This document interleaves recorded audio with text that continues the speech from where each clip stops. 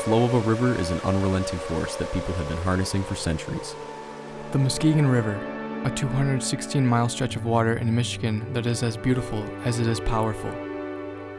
In that power exists the potential for an energy source which people have been utilizing in the form of dams along the river. We took a trip out to the dams of the Muskegon in order to fully understand the impact that the dams have on our river. Considering modern-day capabilities, people may want to investigate the impact that harnessing this force has on their surroundings. Whether or not the benefits are worth the cost is a controversial subject.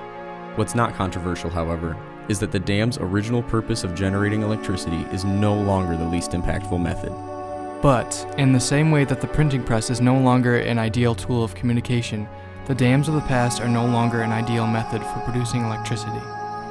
We interviewed Julie Chamberlain, Executive Director of the Muskegon River Watershed Association, and 2 active community members about the removal of the dams and their impact of their surroundings.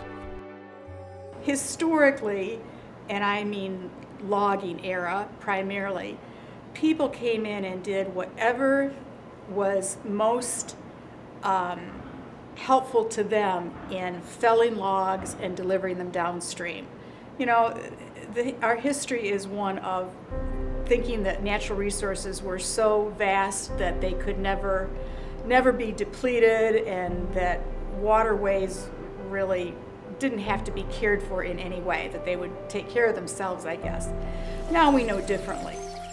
In addition, Big Rapids, right downtown in Big Rapids by the Riverwalk, that dam was taken out, I think, over 10 years ago now, but that was a very big project. And if you walk down by the Riverwalk, you can see some of the large cement structures left on the banks that helped to hold that dam in place. Let me tell you a little bit about one dam which is just north of here in Reed City.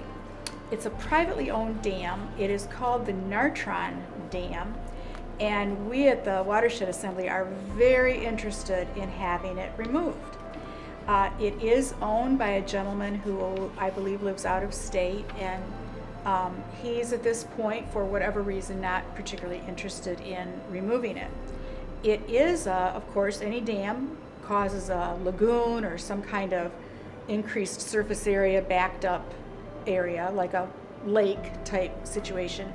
But as far as I know, there's maybe one home on this lagoon or backed up area, and no others moving in. Now, of course, people value a dam if they can build cottages around it, and that increases property values and that kind of thing. So it's desirable from that standpoint, but that's not happening with this dam. So if we could free the water and therefore cool down the water temperatures, we would have a place for people to canoe and kayak and boat that would extend, well up to the north part of the river and take us all the way down here to the Rogers Dam in Big Rapids. And it's a beautiful, beautiful area. So that's really probably the dam that the Muskegon River Watershed Assembly currently has the most interest in removing, because it doesn't have a lot of property owners or housing on it, and it has only one property owner. So if we could get that property owner to agree to participate with us, then we could move forward and try to put together state and federal and local funds to actually remove it. But for some reason, he has an interest in hanging on to it, and we don't quite understand it. We took a trip out to the Nartron Dam, which is much easier said than done, as it's not marked on any maps. What we found was very different from the Roger and Croton dams we had gone to previously. Next to only an abandoned airport in ruin, we couldn't see the reasoning behind keeping the dam. For us, the negatives clearly outweighed the positives, so we decided to get the locals' perspective on what the dams mean to them. The lakes that the dams create really give the town a sense of community. If the dams are removed, several ponds and lakes may be affected. My biggest concern would be the property value around the lakes that the dams back up. If we drain the lakes, the property value around the homes would probably go down. Is it fair to take that away from the homeowners?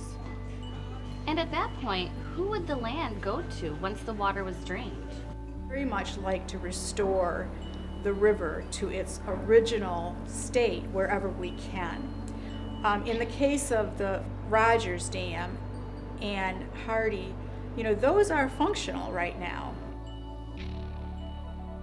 In those cases, those dams are serving to power homes and businesses and things like that. So, we're certainly not going to try to get people to take away something that is a service at this point. A lot of people have to agree to the goal of removing a dam before we can really make it happen. But we are looking forward to that day when we can free the river at that spot. Regardless of whether we keep or remove the dams, the future of the Muskegon is going to be fascinating. But the question remains, will people prove to value beauty or power?